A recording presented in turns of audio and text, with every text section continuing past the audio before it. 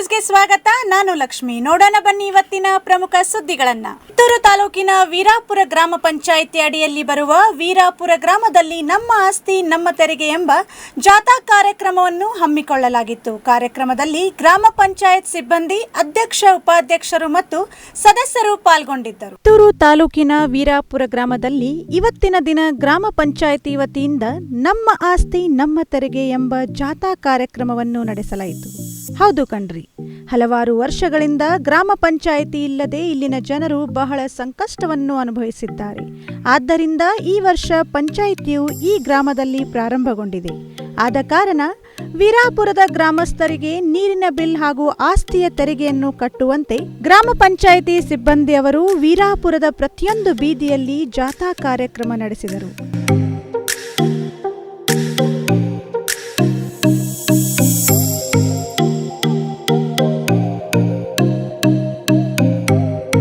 ಕಾರ್ಯಾಲಯಕ್ಕ ನಿಮ್ಮ ಆಸ್ತಿ ನಿಮ್ಮ ತೆರಿಗೆ ಈ ಪ್ರಕಟಣೆ ಮಾಡ್ತಾ ಇದೀವಲ್ಲ, ಈ ಆಸ್ತಿ ತೆರಿಗೆ ಪಾವತಿಸಿರಿ. ನಿಮ್ಮ ಅಭಿವೃದ್ಧಿಗೆ ನೀವೇ ಸಹಕರಿಸಬೇಕು. ವೀರಾಪುರ ಜನತೆ, ವೀರಾಪುರ ಪಂಚಾಯತಿ, ವೀರಾಪುರ ಆಸ್ತಿ ತೆರಿಗೆ, ವೀರಾಪುರ ಜನರು ತುಂಬಿ ಆಸ್ತಿ ತೆರಿಗೆ ಭರ್ನಾ ಮಾಡ್ರಿ. ತಾವುಗಳ ಅಭಿವೃದ್ಧಿಗೆ ಸಹಕರಿಸ್ರಿ ಅಂತೇಳಿ ಕಾರ್ಯಕ್ರಮದಲ್ಲಿ ಗ್ರಾಮ ಪಂಚಾಯಿತಿ ಅಧ್ಯಕ್ಷರಾದ ಸಂಗಪ್ಪ ಪಿಶನ್ನವರ್ ಹಾಗೂ ಗ್ರಾಮ ಪಂಚಾಯಿತಿ ಸದಸ್ಯರಾದ ಮಂಜು ಸಾಧನ್ನವರ್, ಅಲಿಸಾಬ್ ಕೆಳಗಡೆ, ರಾಜಶೇಖರ್ ನಡುವಿನ ಮನಿ ಹಾಗೂ ಗ್ರಾಮ ಪಂಚಾಯಿತಿಯ ಪಿಡಿಒ ಅಧಿಕಾರಿಯವರು ಈ ಸಂದರ್ಭದಲ್ಲಿ ಮಾತನಾಡಿ ಗ್ರಾಮದ ಜನರಿಗೆ ಅರಿವು ಮೂಡಿಸುವ ಕಾರ್ಯಕ್ರಮವಾಗಿದೆ ಎಂದು ತಿಳಿಸಿದರು. ಕಾರ್ಯಕ್ರಮ ಮಾಡ್ತಾ ಇರೋದು ಅಂತಂದ್ರೆ ನಮ್ಮ ಆಸ್ತಿ ನಮ್ಮ ತೆರಿಗೆ ಅಂತ ಹೇಳಿ ಈಗ ವೀರಾಪುರ ಗ್ರಾಮ ಪಂಚಾಯಿತಿ ಹೊಸದಾಗಿ ಆಗಿರೋದ್ರಿಂದ ಈಗಾಗಲೇ ನಾವು ಡಿಮ್ಯಾಂಡ್ ಅಂತ ತೆರಿಗೆ ಬೇಡಿಕೆ ಏನದಲ್ಲ ಅದು ಸಾಕಷ್ಟು ಬಾಕಿ ಇದೆ.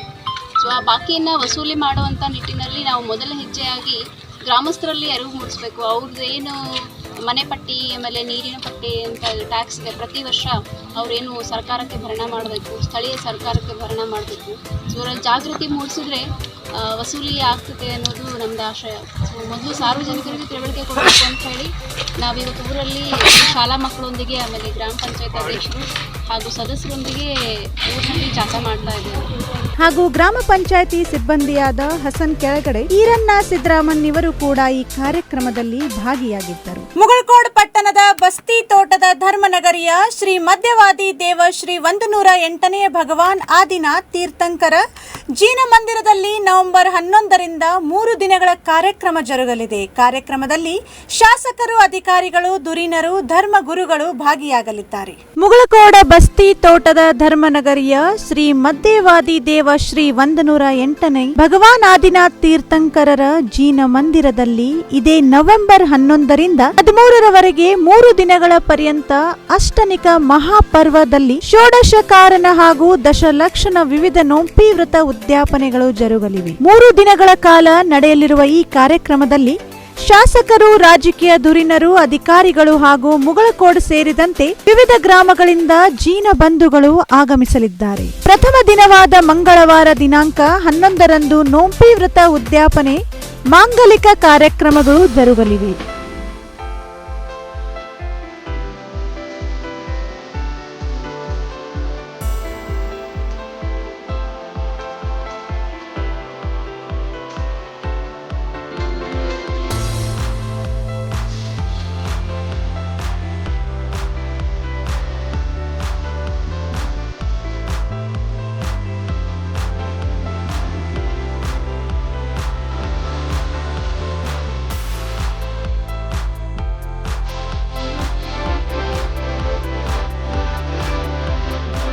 ಈ ಕಾರ್ಯಕ್ರಮವನ್ನು ಜ್ಯೋತಿ ಪ್ರಜ್ವಲನೆ ಮಾಡುವ ಮೂಲಕ ರಾಯಬಾಗ್ ಪಟ್ಟಣದ ರಾಜಕೀಯ ಧುರೀಣರಾದ ಶ್ರೀ ಶಿವರಾಜ್ ಪಾಟೀಲ್ ಉದ್ಘಾಟಿಸಲಿದ್ದಾರೆ. ಕಾರ್ಯಕ್ರಮದ ಅಧ್ಯಕ್ಷತೆಯನ್ನು ಬೆಳಗಾವಿ ದಕ್ಷಿಣ ಭಾಗದ ಶಾಸಕ ಶ್ರೀ ಅಭಯ್ ಪಾಟೀಲ್ ಹಾಗೂ ಬೆಳಗಾವಿ ಮಾಜಿ ಶಾಸಕ ಸಂಜಯ್ ಪಾಟೀಲ್ ವಹಿಸಲಿದ್ದಾರೆ. ಮುಖ್ಯ ಅತಿಥಿಗಳಾಗಿ ಡಾಕ್ಟರ್ ಸಿದ್ದು ಪಿ ಹುಲ್ಲೋಳಿ, ಉಪವಿಭಾಗಾಧಿಕಾರಿಗಳು ಜಮಖಂಡಿ, ಮಾಜಿ ಜಿಲ್ಲಾ ಪಂಚಾಯತ್ ಸದಸ್ಯ doctor C B Kulgod, doctor M S Koppa, taluk ವೈದ್ಯಾಧಿಕಾರಿಗಳು Gokak, doctor Bandu S Babannavar, Shri A P Chougla, ACF ಅರಣ್ಯಾಧಿಕಾರಿಗಳು ಜಮಖಂಡಿ, ಬಿಎ ಮೇಕನ್ಮರ್ಡಿ, ಬಿಎ ದೇಸಾಯಿ, ಮಾಜಿ ಜಿಲ್ಲಾ ಪಂಚಾಯತ್ ಅಧ್ಯಕ್ಷರು ವಿಜಯಪುರ್, ಬಾಹುಬಲಿ ಪರಮ್ಗೊಂಡ್, ಕೆಜಿಎ ಸದಸ್ಯರು ಬೆಂಗಳೂರು, ಡಿಸಿ ಸದಲ್ಗಿ ಅಧ್ಯಕ್ಷರು ಅರಿಹಂತ್ ಚಾರಿಟೇಬಲ್ ಭಾಗವಹಿಸಲಿದ್ದಾರೆ. ಪ್ರಥಮದಲ್ಲಿ ಇಂದ್ರ ಪ್ರತಿಷ್ಠಾ ಕಂಕಣ ಬಂಧನ, ಧ್ವಜಾರೋಹಣ, ಮಂಟಪ ಉದ್ಘಾಟನೆ, ಮಂಗಲ ಕುಂಭ ತರುವುದು,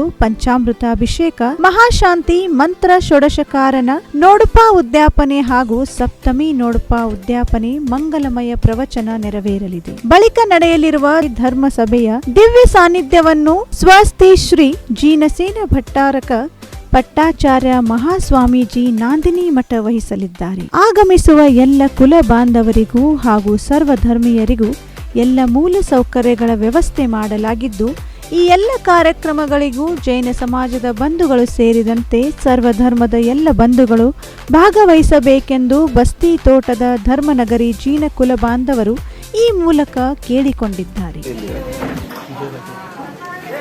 ನಮ್ಮ ಬಸದಿಯಲ್ಲಿ 1008 ಆದಿನಾಥ ಜೀವನ ಮಂದಿರ ಮುಗಳ್ಕೊಡ, ಇಲ್ಲಿ ಲೋಪಿ ಉದಾಪನೆಗಳು ಮಾಡೋದಿದೆ. ಇದನ್ನು ತೆಗೆದಿದೆ 11, 12, 13, 21 ಮತ್ತು ಉದಾಪನೆ 3 ದಿವಸ ಕಾರ್ಯಕ್ರಮಗಳು ಇಲ್ಲಿ ನಡೆಯಲಿದೆ. 3 ದಿವಸ ಕಾರ್ಯಕ್ರಮ ಇರ್ತದೆ. 100 ಜನ ಆ ಪೂಜೆಯನ್ನು ಮುಂಜಾನೆ 6 ಗಂಟೆಯಿಂದ ಸಾಯಂಕಾಲ 6 ಗಂಟೆವರೆಗೆ ಪೂಜೆ ಕೊಟ್ಟು ಬೆಳಗುವುದು ಪೂಜೆ ಎಲ್ಲ ಮಾಡಿ ಹಾಂ ಎಲ್ಲ ಅವ್ರಿಗೆ ಏನು ತರಗತಿ ಅವ್ರು ಏನೇನು ಯಾಕಂದ್ರೆ ಕಡಿಮೆ ಅಂದರೆ ಒಬ್ಬೊಬ್ರಿಗೆ ಏನೈತಿ 500ರಿಂದ 600 ತೆಂಗಿನ ಅಂತ 100 ಜನ ಇದ್ದಾರೆ. ಅವ್ರಿಗೆ ಮಾಡುವ ಮಂತ್ರ ತಂತ್ರಗಳು ಒಂದೊಂದು ಬೀಜಾಕ್ಷರ ಆ ಪ್ರತಿ ದಿವಸ ಬೀಜಾಕ್ಷರಗಳ ಓದಬೇಕು. ಆ ಬೀಜಾಕ್ಷರಕ್ಕೆ ಒಂದು ಕಾಯಿ ಹರಿಸ್ಬೇಕು. ದೇವರ ಅದು ಬಹಳ ಮುಖ್ಯವಾದ ಕಾರ್ಯಕ್ರಮ. ನಾವು ಸಂಜಯ್ ಲಕ್ಷ್ಮಣ ಬಾಬನ್ ರಾಜೇಶ್ ಧನ್ಪಾಲ್ ಬಾಬನ್ ಕಾರ್ಯಕ್ರಮ ಅಂದ್ರೆ ಸರ್ ಇದು 10 ಲಕ್ಷ ಮತ್ತು 16 ಕಾರ 10 ಲಕ್ಷ ಲೋಪಿ 16 ವರ್ಷ ಲೋಪಿ ಮುಗಿದ ತಕ್ಷಣ ಒಂದು ವಿಜ್ಞಾಪನ ಕಾರ್ಯಕ್ರಮ 3 ದಿವಸದ ವಿಜ್ಞಾಪನ ಕಾರ್ಯಕ್ರಮ ಇಟ್ಕೊಂಡು ಹಾಂ ಜೈನ್ ಮುನಿಗಳು ಬಂದಿದ್ದಾರೆ. ಈಗಾಗಲೇ ಮಾತಾಜಿಯವರು ಮತ್ತು ಮುನಿ ಮಹಾರಾಜರು ಎಲ್ಲ ಬಂದಿದ್ದಾರೆ. ಎಲ್ಲ 3 ದಿವಸ ಒಳಗೆ 11, 12, 13 ತಾರೀಕಿನವರೆಗೂ ಕಾರ್ಯಕ್ರಮ ಎಲ್ಲ. ರಾಯಬಾಗ್ ತಾಲೂಕಿನ ಕೋಳಿಗುಡ್ ಗ್ರಾಮದಲ್ಲಿ ಸಡಗರ ಸಂಭ್ರಮದಿಂದ ಜರುಗಿದ ಶ್ರೀ ಅಮೋಘ ಸಿದ್ದೇಶ್ವರ ಜಾತ್ರಾ ಮಹೋತ್ಸವ. ರಾಯಬಾಗ್ ತಾಲೂಕಿನ ಕೋಳಿಗುಡ್ ಗ್ರಾಮದಲ್ಲಿ ದಿನಾಂಕ 6ರಿಂದ 7ರವರೆಗೆ ಶ್ರೀ ಅಮೋಘ ಸಿದ್ದೇಶ್ವರ ಜಾತ್ರಾ ಮಹೋತ್ಸವವು ಸಡಗರ ಸಂಭ್ರಮದಿಂದ ಜರುಗಿತು. ಜಾತ್ರೆಯ ಕೊನೆಯ ದಿನವಾದ ರವಿವಾರ ದಿನಾಂಕ 7ರಂದು ನೂತನ ಪಲ್ಲಕ್ಕಿ ಹಾಗೂ ಕಂಚಿನ ಮೂರ್ತಿಯ ಪ್ರತಿಷ್ಠಾಪನೆ ಕಾರ್ಯಕ್ರಮ ನೆರವೇರಿತು.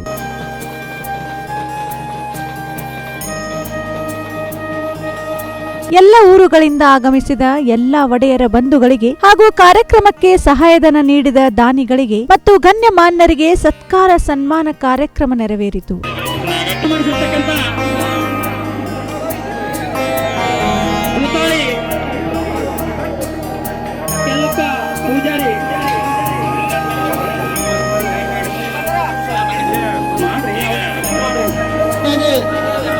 ಸುರೇಶ್ ಸಿದ್ದರಾಮ್ ಮಂಟೂರ್ PSI ಗುಣಟ್ಟಿ ಇವರು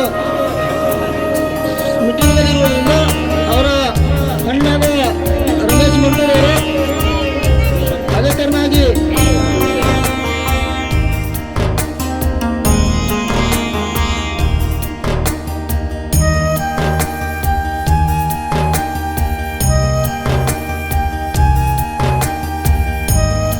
ಬಳಿಕ ಪ್ರವಚನ ಕಾರ್ಯಕ್ರಮದಲ್ಲಿ ಶ್ರೀ ಅಮರೇಶ್ವರ ಮಹಾರಾಜರು, ಬನಸಿದ್ದು ಮಹಾರಾಜರು, ಬಸಯ್ಯ ಸ್ವಾಮೀಜಿ, ರೂಪಾನಂದ ಸ್ವಾಮೀಜಿ ಭಾಗವಹಿಸಿದ್ದರು.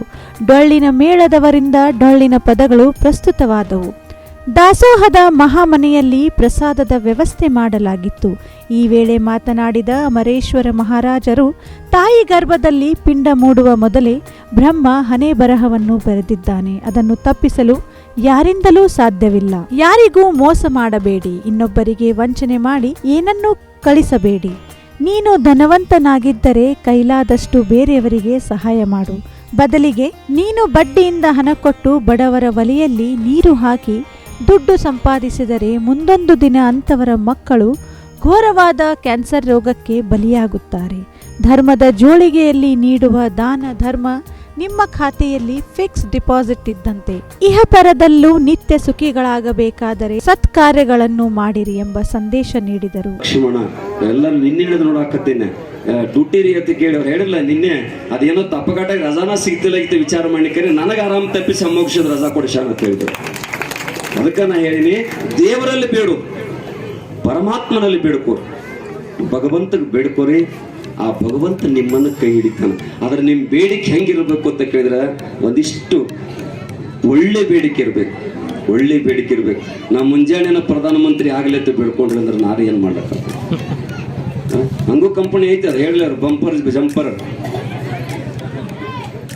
ನೀನು ಯೋಗ್ಯತೆ ಆಗಬಹುದು, ನಾನು ಇಲ್ಲ ಅನ್ನಂಗಿಲ್ಲ. ಹಣೆಬಾರ ಬರವನ್ನ ಯಾರು ತಪ್ಪಿಸ್ಲಿಕ್ಕೆ ಬರುವುದಿಲ್ಲ.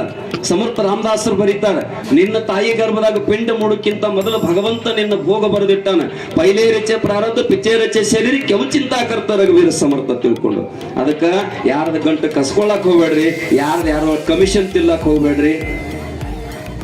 ಮತ್ತ ಅಕಸ್ಮಾತ್ ಯಾರಿಗಾರ ಸಹಾಯ ಸಹಕಾರ ಮಾಡಿರೋದ್ರ 110 ರೂಪಾಯಿ ಬಡ್ಡಿ ಆಡ್ಲಕ್ ಹೋಗ್ಬೇಡ್ರಿ. ಅಕಸ್ಮಾತ್ ನೀವು ಇವತ್ತಿಟ್ಟು ಬಡ್ಡಿ ಬಡವರ ಒಲೆಯಾಗ ನೀರ್ ಹಾಕಿ ಬಡ್ಡಿ ತಗೊಂಡು ಬಂದಿರಿ ಅಂದ್ರೆ ಮುಂದೆ ನಿಮ್ಮ ಮಕ್ಕಳಿಗೆ ಕ್ಯಾನ್ಸರ್ ಆಗಿ ಬರೋದಂತೂ 100ಕ್ಕೆ 100 ಗ್ಯಾರಂಟಿ. ನೀವು ಅಲ್ಲಿ ತುಂಬಾ ಬೇಕಾರ ಏನೋ ಭಗವಂತ ನನಗೆ ಅವಕಾಶ ಕೊಟ್ಟಾನ, ಶಕ್ತಿ ಕೊಟ್ಟಾನ, ಒಂದಿಷ್ಟು ಸಹಾಯ ಮಾಡ್ತಾನೆ ತಿಳ್ಕೊಂಡು ಭಾವ ಇಟ್ಕೊ. ಗುರುದೇವರ ನಡೆ ಇಡೀ ವಿಶ್ವವನ್ನ ಪಾದಯಾತ್ರೆ ಮಾಡಿದ, ಲಕ್ಷ ಭೂಮಿಯನ್ನ ಭಕ್ತರ ಕಡೆಯಿಂದ ತಗೊಂಡ್ರು. ಕರೆ ಅವ್ರ ಹೆಸರಲ್ಲಿ 1 ಎಕರೆ ಭೂಮಿ ಇಲ್ಲ, ಒಂದು ಪಾಸ್ಬುಕ್ ಇಲ್ಲ. ಈ ಶ್ರೇಷ್ಠವಾದಂತ ಮಾನವ ಜನ್ಮ ಎದೆದಕ್ಕೂ ಬಳಸಾಕತ್ತೀವಿ ನಾವು ಎದೆದಕ್ಕೂ ಬಳಸಾಕತ್ತೀವಿ. ನಮ್ಗೆ ಇದರ ಅನುಭವ ಗೊತ್ತಿಲ್ಲ, ಎದಕ್ಕೆ ಬಂದೈತಿ, ಏನ್ ಮಾಡ್ಬೇಕಾಗೈತಿ, ಬಾಂಧಿಲಿ ಕಾರ್ಬಾರಿ ಏನ್ ನಡ್ಸೈತಿ. ಬಾಲ್ಯದೊಳಗೆ ಆಟ ಪಾಠದೊಳಗೆ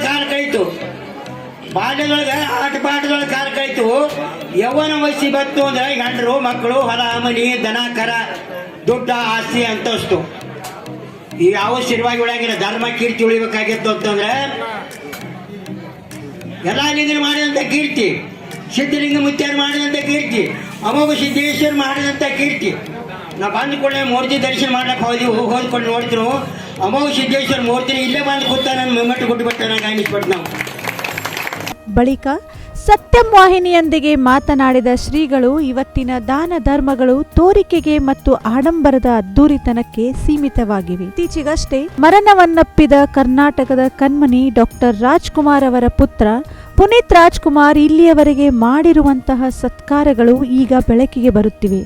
ಬಲಗೈಯಿಂದ ಮಾಡಿದ ದಾನವನ್ನು ಎಡಗೈಗೆ ತಿಳಿಯದಂತೆ ನೋಡಿಕೊಂಡಂತ ಒಬ್ಬ ಶ್ರೇಷ್ಠಯಾಗಿದ್ದಾನೆ ಪುನೀತ್ ರಾಜ್ಕುಮಾರ್. ಇಂತಹ ಮಹಾನ್ ವ್ಯಕ್ತಿ ಇತರರಿಗೆ ಮಾದರಿಯಾಗಿ ಹೋಗಿದ್ದಾರೆ ಎಂದರು. ನಂತರ ವಿವಿಧ ಗ್ರಾಮಗಳಿಂದ ಆಗಮಿಸಿದ ಎಲ್ಲ ದೇವರ ಪಲ್ಲಕ್ಕಿಗಳನ್ನು ಬೀಳ್ಕೊಡಲಾಯಿತು. ಕಾರ್ಯಕ್ರಮದಲ್ಲಿ ಕೋಳಿಗುಡ್ ಗ್ರಾಮ ಸೇರಿದಂತೆ ಸುತ್ತಮುತ್ತಲಿನ ಎಲ್ಲ ಭಕ್ತರು ಹಾಜರಿದ್ದರು.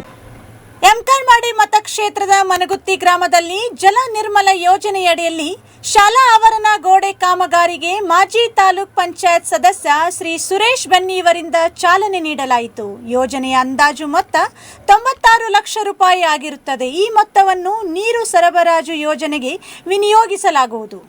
96 ಲಕ್ಷ ರೂಪಾಯಿಗಳ ಯೋಜನೆಯಡಿಯಲ್ಲಿ 975 ನಳಗಳಿಗೆ ನೀರು ಸರಬರಾಜಿನ ವ್ಯವಸ್ಥೆ, 5 ಲಕ್ಷ ರೂಪಾಯಿಗಳಲ್ಲಿ ಶಾಲಾ ಆವರಣ ಗೋಡೆ ಕಾಮಗಾರಿಗೆ ಚಾಲನೆ. ಎಂಕನ್ಮಾಡಿ ಜಲ ನಿರ್ಮಲ ಯೋಜನೆಯಡಿಯಲ್ಲಿ ಮನಗುತ್ತಿ ಗ್ರಾಮಕ್ಕೆ ಸುಮಾರು 96 ಲಕ್ಷ ರೂಪಾಯಿಗಳಲ್ಲಿ ಗ್ರಾಮದ ವ್ಯಾಪ್ತಿ 6 ಕಿಲೋಮೀಟರ್ಗಳಷ್ಟು ಪೈಪ್ ಲೈನ್ ಹಾಗೂ ಸುಮಾರು 975 ನಳಗಳನ್ನು ಕೂಡ್ರಿಸಿ ಅವುಗಳಿಗೆ ನೀರು ನೀಡುವ ಮಹತ್ತರವಾದ ಯೋಜನೆಗೆ ಇಂದು ಮನಗುತ್ತಿ ಗ್ರಾಮದ ಕೇಂದ್ರ ಬಿಂದು ಸ್ಥಳವಾದ ಬಸ್ ನಿಲ್ದಾಣದ ಬಳಿ ಪೂಜೆ ನೆರವೇರಿಸಲಾಗಿತ್ತು ಎಂದು ಮಾಜಿ ತಾಲೂಕಾ ಪಂಚಾಯತ್ ಸದಸ್ಯರಾದ ಸುರೇಶ್ ಬೆನ್ನೆ ಹೇಳಿದರು. ಅವರು ಮನಗುತ್ತಿಯಲ್ಲಿ ಬುಧವಾರ ದಿನಾಂಕ 10ರಂದು ಜೆಜೆಎಂ ಕಾಮಗಾರಿಗೆ ಪೂಜೆ ನೆರವೇರಿಸಿ ಮಾತನಾಡಿದರು. ಇದೇ ಸಂದರ್ಭದಲ್ಲಿ ಸುನಿಲ್ ಹುಕ್ಕೇರಿ ಮಾತನಾಡಿ ಮನಗುತ್ತಿ ಗ್ರಾಮಕ್ಕೆ ಜಲ ನಿರ್ಮಲ ಯೋಜನೆಯಡಿಯಲ್ಲಿ 96 ಲಕ್ಷ ಹಾಗೂ ಶ್ರೀ ಲಾಲ್ ಬಹದ್ದೂರ್ ಶಾಸ್ತ್ರಿ ಶಾಲೆಯ ಆವರಣ ಗೋಡೆಗೆ 5 ಲಕ್ಷ ರೂಪಾಯಿಗಳನ್ನು ಎಂಕನ್ಮಾಡಿ ಶಾಸಕರಾದ ಸತೀಶ್ ಜಾರಕಿಹೊಳಿಯವರು ನೀಡಿದ್ದು, ಇಂತಹ ಅಭಿವೃದ್ಧಿ ಯೋಜನೆಗಳನ್ನು ಜನರಿಗೆ ತಲುಪಿಸುತ್ತಿದ್ದು ಅವರ ಕಾರ್ಯ ಶ್ಲಾಘನೀಯ ಎಂದರು. ಈ ಸಂದರ್ಭದಲ್ಲಿ ಗ್ರಾಮ ಪಂಚಾಯತ್ ಅಧ್ಯಕ್ಷೆ ಶ್ರೀಮತಿ ಶಾಲಾ ಸುರೇಶ್ ಬೆನ್ನಿ ಪೂಜೆ ನೆರವೇರಿಸಿ ಚಾಲನೆ ನೀಡಿದರು.